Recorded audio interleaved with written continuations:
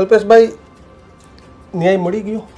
પાટીદારોને ન્યાય મળી ગયો? પાટીદારોને તો એક વસ્તુ છે કે જ્યારે કોઈ પણને લાઠી પડી હોય, જે 14 યુવાનો શહીદ થયા છે, એ ન્યાય આજે હું કે ભાજપ કે આપ કે નહીં પણ કોઈ પણ ના આપી શકે. કેમ કે એ જે યુવાનોએ જે પોતાની શહીદી વોરી છે એ ક્યારેય પરત નથી આવવાના. છતાંય તમારી ડિમાન્ડ હતી કે જવાબદાર અધિકારીઓ સામે પગલાં લેવાય.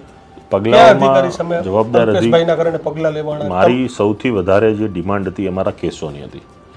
અમારા જોડાણ પછી ગત મહિને રાતરોજ એવા કેસોને પણ પરત ખેંચવામાં આવ્યા.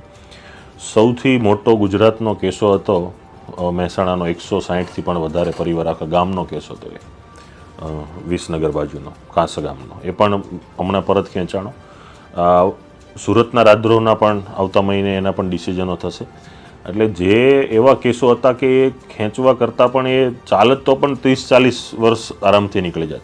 કેમ કે આજે 2015નો કેસ હજી જે પરત ખેંચાણો 10 વર્ષથી તો એક સાક્ષી પણ નથી તપાસાયો. 15,000-20,000 પાનાની જેની ચાર્જશીટો છે. તો એવા કેસોને જ્યારે પરત ખેંચાણા છે, એની સાથોસાથ ઘણા બધા એવા કેસો છે કે જે નાના અમારા યુવાનો, કાર્યકર્તાઓ ઉપર છે, મહિલાઓ ઉપર છે, બહેનો ઉપર છે, કોઈને બહાર જવાની તકલીફ છે, પાસપોર્ટની તકલીફ છે, એનઓસીની તકલીફ છે, સરકારી નોકરીની તકલીફ થાય છે કેસોના લીધે. તેમાંથી ઘણી બધી રાહતો મળે છે. મિત્રો, આવા જ વિડીયો અને શોર્ટ્સ જોવા માટે આજે જ અમારી ન્યૂઝરૂમ યુટ્યુબ ચેનલને સબસ્ક્રાઇબ કરો.